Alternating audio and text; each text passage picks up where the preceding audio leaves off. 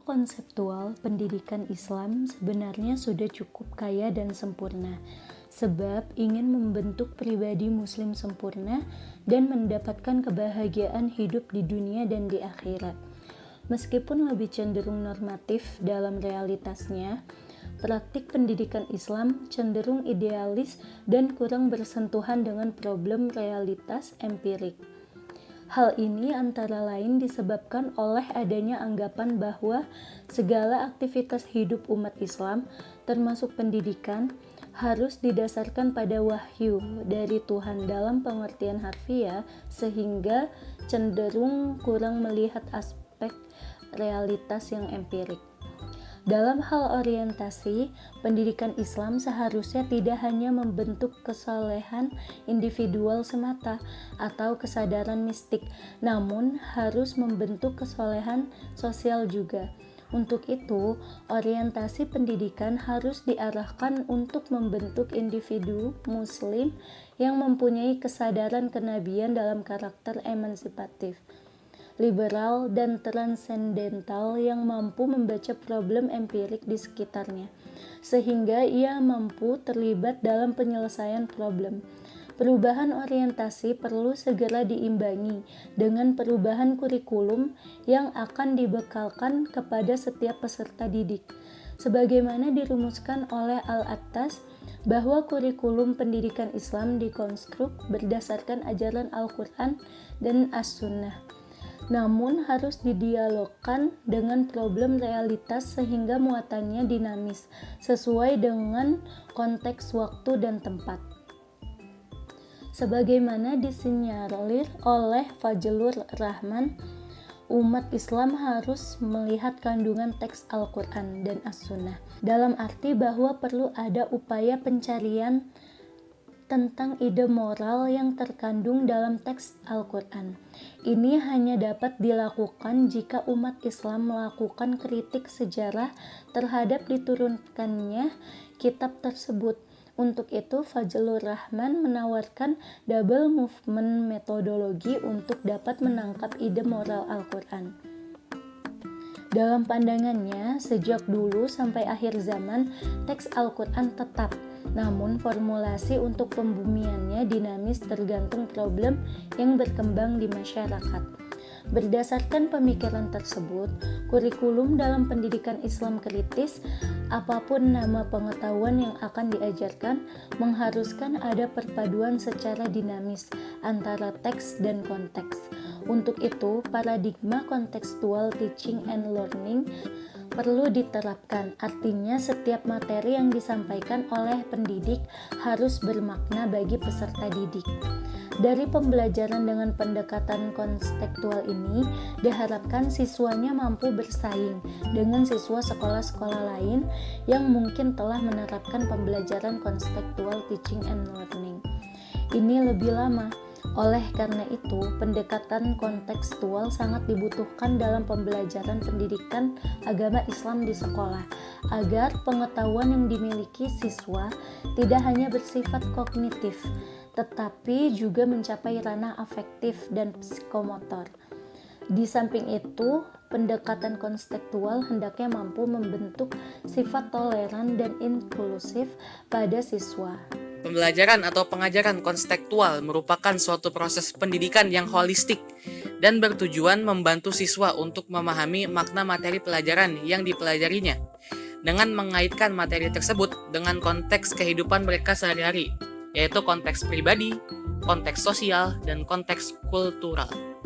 Sehingga siswa memiliki pengetahuan atau keterampilan yang fleksibel, dapat diterapkan dari satu permasalahan ke permasalahan lainnya. Literatur Islam mengatakan bahwa model pembelajaran pada masa Rasulullah SAW sudah menggunakan unsur-unsur CTL atau Contextual Teaching and Learning. Dengan demikian, maka seperti apakah ucapan Rasulullah ketika menyampaikan pesan-pesan keagamaan kepada umatnya? Terdapat beberapa prinsip yang dijadikan pelajaran dari tindakan Rasul dalam menanamkan rasa keimanan dan akhlak terhadap anak. Di sini saya akan menyebutkan 7. Yang pertama adalah fokus, yaitu ucapan ringkas, langsung pada inti pembicaraan tanpa ada kata yang memalingkan dari ucapannya, sehingga mudah untuk dipahami. Yang kedua, repetisi. Senantiasa melakukan 3 kali pengulangan pada kalimat-kalimatnya, supaya dapat diingat atau dihafal sesuai dengan tingkat kesulitan dalam pemahamannya. Yang ketiga, ada analogi. Memberikan perumpamaan-perumpamaan untuk mempermudah memahami sesuatu. Yang keempat, ada aplikasi. Langsung memberikan tugas kepada anak sehingga mereka berusaha untuk dapat menyelesaikannya. Yang kelima, ada doa. Setiap perbuatan diawali dan diakhiri dengan doa untuk mendapatkan barokah dan hikmah dari apa yang dipelajari atau dikerjakan. Yang keenam, menumbuhkan kreativitas anak dengan cara berdialog sehingga anak dapat menemukan sendiri jawabannya. Dan yang terakhir adalah teladan. Satu kata antara perbuatan dan ucapan yang dilandasi dengan niatan yang tulus hanya mengharap ridho Allah Subhanahu wa Ta'ala. Yang pertama, kita akan membahas tentang konstruktivisme. Nah, konstruktivisme merupakan landasan filosofis yang mendasari model pembelajaran kontekstual. Nah, model konstruktivisme telah mendapatkan perhatian yang besar di kalangan peneliti pendidikan sains pada akhir-akhir ini. Nah, model ini merupakan pengembangan dari teori perkembangan kognitif Piaget. Nah, dengan berkembangnya pendidikan pada masa ini, model konstruktivisme tidak hanya cocok untuk pendidikan sains, juga dengan pendidikan sosial, seperti pendidikan agama yang selama ini hanya disampaikan dalam bentuk teks atau secara tekstual. Nah, dalam hal ini, dalam konstruktivisme, tugas guru adalah memfasilitasi belajar melalui proses. Ada 3 proses nih. Proses yang pertama, menjadikan pengetahuan bermakna. Nah, yang kedua, memberi kepada peserta didik untuk menemukan dan menerapkan idenya sendiri. Nah, yang ketiga, menyadarkan peserta didik. Maksudnya itu menyadarkan untuk menerapkan strateginya sendiri dalam menerima materi pembelajaran. Nah, yang kedua, kita akan membahas tentang menemukan atau inquiry. Dalam pembelajaran, inquiry menempatkan peserta didik sebagai subjek yang aktif. Nah, karena itu inquiry menuntut peserta didik berpikir. Nah, dalam hal ini, guru tetap memegang peranan penting sebagai pembuat desain pengalaman belajar. Dengan demikian, guru berkewajiban memberikan kemudahan belajar melalui penciptaan iklim yang kondusif dengan menggunakan fasilitas, media, materi, pembelajaran yang bervariasi.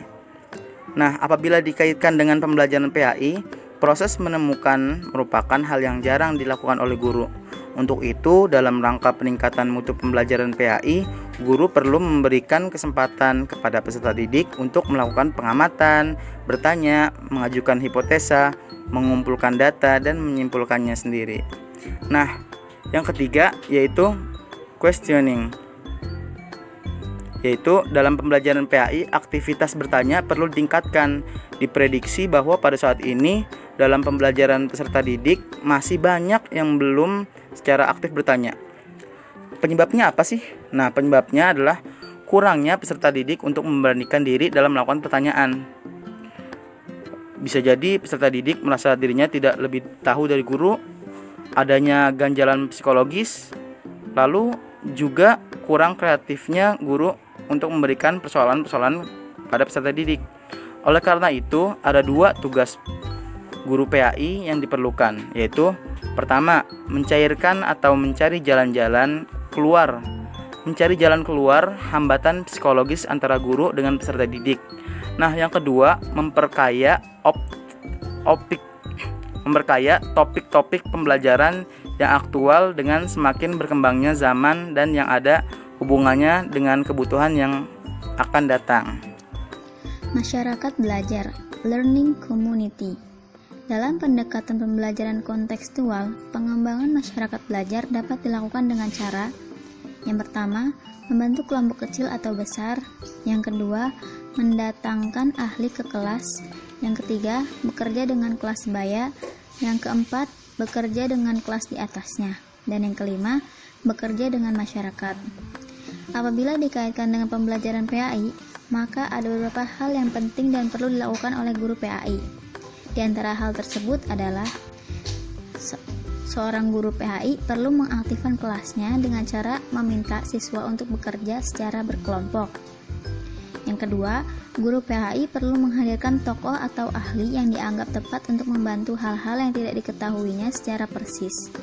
Dan yang ketiga, guru PAI perlu melakukan proses belajar bersama antara siswa kelas yang lebih rendah dengan siswa kelas yang lebih tinggi. Dan yang terakhir, untuk memberikan pengalaman yang lebih luas, guru PAI perlu melakukan bimbingan kepada siswa untuk mengunjungi tempat-tempat yang memiliki nilai-nilai intelektual dan religius atau karya wisata. Modeling. Dalam pembelajaran dengan pendekatan kontekstual, pemodelan tidak hanya dapat diperankan oleh guru, tetapi dapat pula dilakukan oleh peserta didik. Dalam pembelajaran PAI secara umum, pemodelan seringkali menjadi strategi pembelajaran yang cukup efektif. Peserta didik yang memiliki akhlak terpuji lantaran menyaksikan sikap dan perilaku sopan, santun, arif, perhatian, tawadhu, dan lain sebagainya yang ditampilkan oleh para guru dan ustadznya. Cara-cara seperti ini diprediksi sebagai suatu kekuatan pembelajaran di sekolah atau madrasah. Refleksi adalah cara berpikir tentang apa yang baru dipelajari atau berpikir ke belakang tentang apa yang sudah dilakukan pada masa yang lalu. Jika berpikir reflektif ini dikaitkan dengan pembelajaran PAI, maka ada beberapa hal yang perlu diperhatikan oleh guru PAI. Yang pertama, dalam pembelajaran PAI di kelas, bahan ajar tentunya harus mengandung muatan yang secara langsung dapat dikaitkan dengan realitas kehidupan, sehingga dapat direfleksikan langsung dengan pengalaman pribadinya. Yang kedua, sebelum penyampaian materi yang baru, maka perlu adanya pengulangan materi yang lalu, agar peserta didik dapat berpikir secara tepat dengan pengetahuan yang baru. Yang ketiga, model pendekatan perilaku terpuji yang ditampilkan oleh sejumlah tokoh perlu disampaikan secara intensif, agar perkembangan moral dapat selalu dijaga dan diprotek. Penilaian yang sebenarnya, authentic assessment. Penilaian yang sebenarnya adalah proses pengumpulan berbagai data yang bisa menggambarkan pengembangan peserta didik. Pengembangan peserta didik perlu diperhatikan dengan tujuan untuk mengetahui bahwa proses pembelajaran yang dialami siswa dapat berlangsung dengan benar, sehingga peserta didik mampu mempelajari kembali learning how to learn, apa yang telah disampaikan dan dapat dikembangkan. Misalnya, apabila guru PAI ingin mengambil data tentang hasil perkembangan pembelajaran PAI, maka bukan pada waktu dilakukan tes, tetapi data itu diambil ketika peserta didik mengalami proses pembelajaran, baik dalam kelas maupun di luar kelas.